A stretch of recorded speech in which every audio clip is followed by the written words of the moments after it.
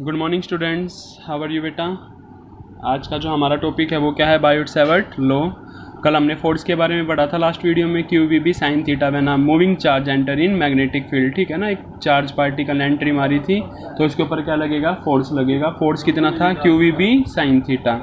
और डायरेक्शन किससे बताई थी बेटा, हमने फ्लेमिंग लेफ्ट हैंड रूल से बताई थी। क्लियर है, ठीक है। उसके बाद नेक्स्ट हमारा कौन सा आ गया, बायोट-सैवर्ट लॉ। अब बायोट-सैवर्ट ने क्या बताया बेटा, मैग्नेटिक फील्ड के बारे में बताया। किसके बारे में बताया, मैग्नेटिक फील्ड के बारे में। मैग्नेटिक फील्ड के बारे में बताया किसके कारण, करंट के कारण। इस वायर के अंदर करंट फ्लो करने लग रहा है। क्लियर है, कितना करंट फ्लो कर रहा है, आई करंट फ्लो करने लग रहा है। तो इस पॉइंट के ऊपर उन्होंने क्या बताया, मैग्नेटिक फील्ड के बारे में। बट एक चीज़ का ध्यान रखना बेटा, उनने क्या बताया, करंट का एक छोटा सा एलिमेंट लिया। ठीक है ना, इस पूरी वायर में से करंट फ्लो कर रहा है तो उन्हें सिर्फ छोटी सी लेंथ ली, स्मॉल डी एल।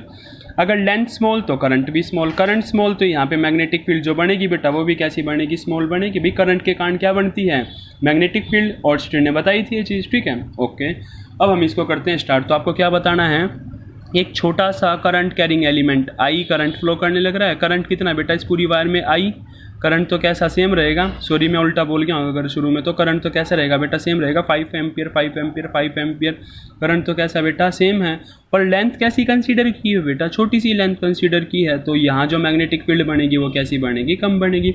अगर पूरी लेंथ के कारण हम देखते हैं मैग्नेटिक फील्ड तो कैसी बनती है इस पॉइंट के ऊपर, ज़्यादा। पॉइंट आपकी मर्जी है, कहीं भी कंसीडर कर लो, मैंने यहाँ कंसीडर कर लिया। ठीक है, ओके। बायोट-सैवर्ट ने क्या बताया बेटा, अब देखो हमारे पास क्या है, एक वायर है।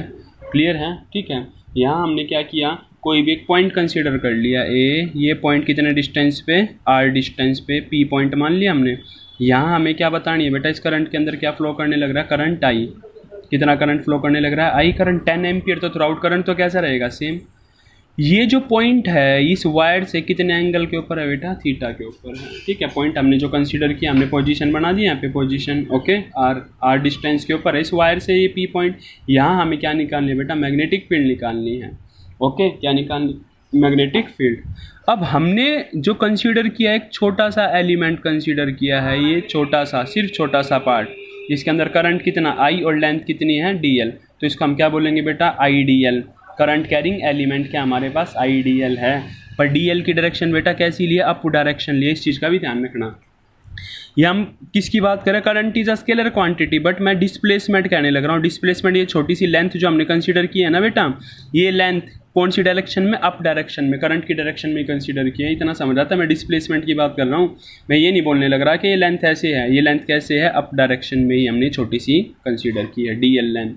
ठीक है, तो इस पूरे के ना जो हमने कंसीडर कर रखा है छोटा सा, इसको हम क्या बोलते हैं, आई D L, current carrying element. Okay, छोटी सी लेंथ है तो मैग्नेटिक फील्ड भी कैसी बनेगी बेटा, स्मॉल बनेगी। ठीक है, तो जो मैग्नेटिक फील्ड बनेगी, अगर लेंथ डी एल है तो मैग्नेटिक फील्ड भी पॉइंट के ऊपर कैसी बनेगी बेटा, डी बी।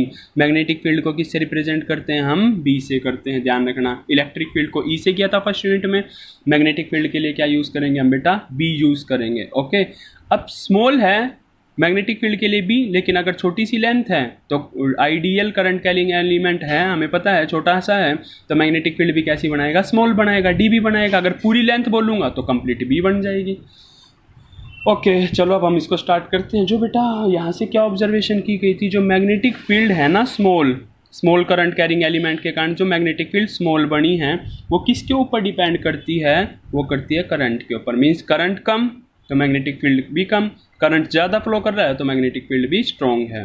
सेकंड बेटा ये किसके ऊपर डिपेंड करती है, डी बी, लेंथ के ऊपर। ठीक है, लेंथ अगर बढ़ा दूंगा तो मैग्नेटिक फील्ड भी इंक्रीज हो जाएगी। लेंथ और ज़्यादा ले ली हमने तो उस केस में मैग्नेटिक फील्ड और ज़्यादा, तो ये बात समझ आती है। ठीक है, थर्ड केस उसने क्या बोला, थर्ड किसके ऊपर डिपेंड करती है, d B directly proportional to sine theta. Theta जितना ज़्यादा होगा साइन थीटा की वैल्यू उतनी ज़्यादा होगी, तो मैग्नेटिक फील्ड उतनी स्ट्रॉन्ग होगी। क्लियर है बात, ठीक है। अगर थीटा सपोज करो मैं 0 कर दूं तो हम क्या बोलेंगे, साइन 0 क्या बन जाएगा, 0। तो इसी वायर के ऊपर मैग्नेटिक फील्ड का इफेक्ट हमें नहीं मिलेगा, 0 मिलेगा। ठीक है, इसमें से ये वायर मान लूँ मैं, इसमें से करंट फ्लो करने लग रहा है। ठीक है, तो थीटा इस पॉइंट को मानूँ, इसको आपकी मर्जी है, तो थीटा क्या होने लग रहा है बेटा, चेंज होने लग रहा है। ओके, अब मेन चीज़ आपको एक चीज़ ध्यान रखने, ध्यान से सुनना बेटा, क्या है, theta is the angle between, theta किस किस के बीच का एंगल है बेटा, डी एल एंड आर। ये बात समझ आ रही है, डी एल ये लेंथ है, ये डी एल डिस्प्लेसमेंट, और आर पोजीशन वेक्टर। थीटा किस किस के बीच का एंगल है बेटा, इस लेंथ के और आर के बीच का एंगल है थीटा। कभी ये मत सोच लेना करंट का और आर का, करंट का नहीं है ये, किसका, ये लेंथ का, डीएल का। ओके, फोर्थ बेटा आपको क्या ध्यान रखना है, जो डीबी है वो इन्वर्सली प्रोपोर्शनल है आर स्क्वायर के। क्लियर है बात, ठीक है। जितना दूर लेंगे मैग्नेटिक फील्ड का इफेक्ट उतना कम, जितना पॉइंट पास होगा उतना फील्ड का इफेक्ट ज़्यादा होगा। ओके, चारों को कंबाइन कर दें तो हमारे पास चारों को कंबाइन करने के बाद क्या आ गया बेटा, D B is directly proportional to, क्या आ जाएगा हमारे पास, I D L sine theta by में आर स्क्वायर। ये हमारे पास क्या आ गया बेटा, स्मॉल मैग्नेटिक फील्ड आ गई, किसके कारण, करंट कैरिंग एलिमेंट आईडीएल के कारण। ध्यान रखना, करंट कैरिंग एलिमेंट आईडीएल के कारण क्या निकाल ली हमने, मैग्नेटिक फील्ड निकाल ली। स्मॉल बनी है, लेंथ बढ़ा दूंगा तो मैग्नेटिक फील्ड भी बढ़ जाएगी। ओके चलो नेक्स्ट स्टेप हमारा क्या बेटा, प्रोपोर्शनलिटी का साइन हटा ले। प्रोपोर्शनलिटी का साइन हटेगा तो क्या आ जाएगा, प्रोपोर्शनलिटी का साइन हटा क्या आ गया हमारे पास, कॉन्स्टेंट आ गया। क्या बन जाएगा, के आई D L sine theta by में आर स्क्वायर। ये बात समझ आती है कि प्रोपोर्शनलिटी का साइन हट गया तो बेटा हमारे पास क्या आ गया, के कांस्टेंट आ गया। ओके ठीक है, अब मेरी बात सुनो ध्यान से। जो हमारे पास के है ना, किसकी बात करूंगा मैं, जब एसआई सिस्टम की, किसकी बात करूंगा, एसआई, तो के किसके बराबर आ जाएगा बेटा, म्यू नॉट बाय 4 पाई के बराबर आ गया। हम बात करेंगे सीजीएस सिस्टम की, तो के की वैल्यू कितनी है बेटा, 1 है। के की वैल्यू कितनी है, 1। ध्यान से देखो, अब अगर मैं बात करूंगा सीजीएस सिस्टम की तो के क्या आ जाएगा, 1 आ जाएगा, और फॉर्मूला क्या बन जाएगा, डीबी का IDL sine theta by r square. और जब मैं बात करूंगा एसआई सिस्टम की तो डीबी मैग्नेटिक फील्ड बेटा किसके बराबर आ गई, के कितना है सीजीएस एसआई के अंदर, mu naught by 4 pi I D L sine theta by में आर स्क्वायर। ये बात समझ आती है, के की वैल्यू एसआई के अंदर कितने, म्यू नॉट बाय 4 पाई, और सीजीएस के लिए कितनी है, के 1 है। ओके, अब ये म्यू नॉट बाय जो 4 पाई है बेटा, इसकी वैल्यू को याद रख लेना। ये वैल्यू होती कितनी है हमारे पास, इसकी वैल्यू हमारे पास कितनी होती है बेटा, 10⁻⁷ कितनी होती है, 10⁻⁷। ठीक है, वेपर पर एम्पियर पर मीटर। ये यूनिट कैसे बनी है वो मैं आपको बता दूंगा अभी, जब एक बार फ्लक्स का कंसेप्ट हो जाए जब आपको समझा दूंगा। पर ये वैल्यू याद रखना, म्यू नॉट बाय 4 पाई कितनी होती है, 10⁻⁷ ध्यान से देख लेना बेटा, मैं बोल रहा हूँ 10⁻⁷ है म्यू नॉट बाय 4 पाई। ठीक है, तो इसका मतलब है डीबी किसके बराबर आ जाएगा बेटा, 10⁻⁷ आईडीएल साइन थीटा बाय में आर स्क्वायर। और यही किसने बताया हमें, बायोट-सैवर्ट ने। क्लियर है, ठीक है। ओके, अब ध्यान से सुनना बेटा एक चीज़ को, अगर मैं आपको बोल दूं कि आर की वैल्यू ज़्यादा तो आप बोलोगे डीबी कम है, आईडीएल लेंथ ज़्यादा है क्योंकि करंट तो कांस्टेंट है, ठीक है, तो डीबी क्या हो जाएगी, ज़्यादा। थीटा अगर ज़्यादा है, ठीक है ना, थीटा एंगल इंक्रीज होने लग रहा है, साइन थीटा भी इंक्रीज होगा तो डीबी भी क्या हो जाएगा, इंक्रीज। ये बेटा किसने बताया, बायोट-सैवर्ट ने। क्या बताया, small magnetic field due to current carrying element IDL, due to IDL current carrying element के कारण क्या बनेगी, छोटी सी लेंथ है तो मैग्नेटिक फील्ड भी स्मॉल बनेगी। करंट फ्लो कर रहा है ना उस लेंथ में से, इस लेंथ में से करंट फ्लो कर रहा है तो हम इसको क्या बोलेंगे, करंट कैरिंग एलिमेंट बोलेंगे। क्लियर है बेटा, फंडा समझ आ गया। अगर मैं इसकी वेक्टर फॉर्म बोलता हूँ, क्या बोलता हूँ, वेक्टर फॉर्म। अगर वेक्टर फॉर्म की बात की जाएगी तो बेटा आपको क्या ध्यान रखना है, वेक्टर फॉर्म क्या बन जाएगी, म्यू नॉट बाय में 4 pi I D L vector cross में आर वैक्टर। ध्यान से देख लेना बेटा इस चीज़ को, बाय में आर का क्यूब। ये हमारी क्या है बेटा, इसकी वेक्टर फॉर्म है, इसकी वेक्टर फॉर्म। क्लियर है, मैग्नेटिक फील्ड वेक्टर फॉर्म क्या है, ये है। अब इसको जरा खोलना, क्या बन जाएगा, म्यू नॉट बाय में 4 पाई आई। क्रॉस प्रोडक्ट का क्या मतलब होता है बेटा, क्रॉस प्रोडक्ट का मतलब साइन थीटा, वेक्टर क्वांटिटी के लिए लगाते हैं ना। तो ये क्या बन जाएगा हमारे पास, R D L sine theta आ गया हमारे पास, इसको खोल दिया हमने, D L R sine theta आ गया, क्रॉस प्रोडक्ट है तो साइन थीटा आ गया, बाय में आर का क्यूब। एक आर से एक आर क्या हो गया बेटा, कैंसिल हो गया, तो हमारे पास किसके बराबर आ गया, म्यू नॉट बाय में 4 pi I D L sine theta by में आर स्क्वायर। तो इतना ध्यान रखना, ये हमारे पास क्या बन गई, इसकी वेक्टर फॉर्म बन गई। क्लियर है, ये क्या आ गई हमारी, इसकी वेक्टर फॉर्म आ गई। तो ये हमारे पास क्या था, बायोट-सैवर्ट लॉ था। अब एक चीज़ का आपको ध्यान रखना है, ठीक है, किस चीज़ का आपको ध्यान रखना है कि जैसे हमने ये मैग्नेटिक, ये बात समझ आई ना बेटा, वेक्टर फॉर्म है ये, वेक्टर के अंदर ऐसे रिप्रेजेंट करना है। और थीटा किस किस का एंगल होता है, देखो मैंने अभी आपको बताया था, डीएल और आर के बीच का एंगल होता है थीटा। आई के साथ कोई मतलब नहीं है, ध्यान रखना, डीएल और आर के बीच का एंगल है थीटा। ओके, तो ये हमारा किसका कंसेप्ट आ गया बेटा, डीबी का कंसेप्ट आ गया। अब देखो ध्यान से एक चीज़ को, किस चीज़ को देखोगे कि हमने क्या निकालनी है।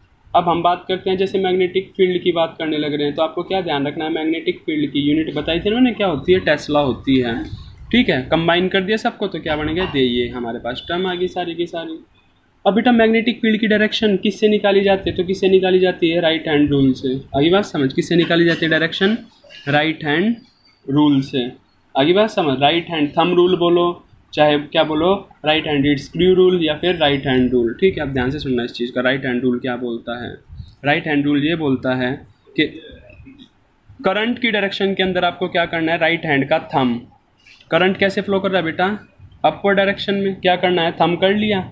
जो हमारा DL है, मैंने क्या बताया था, थीटा हमारा एंगल किस किस के बीच का था, ये रहा हमारा theta is the angle between DL and R था। क्लियर है। अब आपको क्या ध्यान रखना है इसके अंदर, करंट की डायरेक्शन में, करंट कैरिंग एलिमेंट है उसकी डायरेक्शन में क्या थंब रख लिया। जिस डायरेक्शन में पॉइंट है वहाँ पे पाम खोल लो अपनी, ये ऐसे करंट रखा फिर पाम खोल लिया ऐसे। क्लियर है।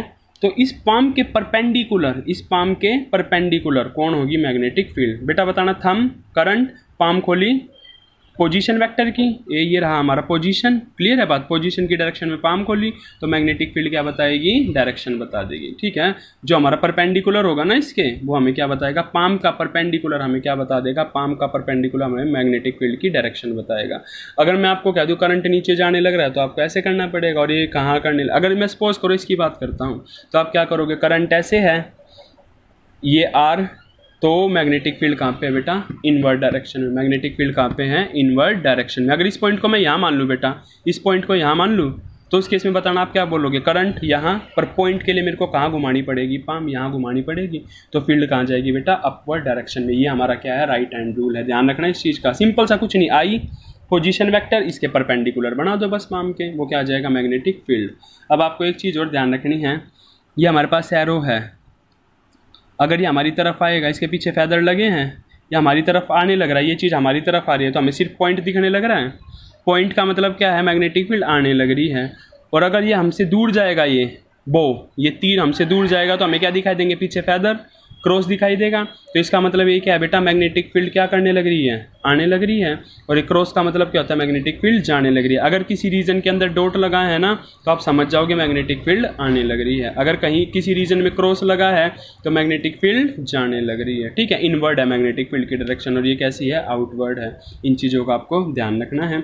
इसकी क्या करेंगे, हम एप्लीकेशन करेंगे बेटा। अब मेरी बात सुनो, जरूरी नहीं कि वीडियो में एक ही डालूँ, ठीक है, 2-3 भी डाल सकता हूँ। अभी तो यूटी है, खैर यूटी के PTM चलने लग रहा है, क्योंकि बेटा सिलेबस भी हमें करना है। तो जब मैं आपको बोल दूं तो अपनी क्या करोगे, वीडियो तो देखोगे, प्लस में अपनी एप्लीकेशन वगैरह जो मैं बोल दूं ना कि खुद करनी है, वो खुद करनी है। ठीक है, जो डाउट होंगे मेरे से पूछोगे। तो हमारा बेटा क्या आ गया, Biot Savart law, small magnetic field due to current carrying element. Okay बेटा, बाय।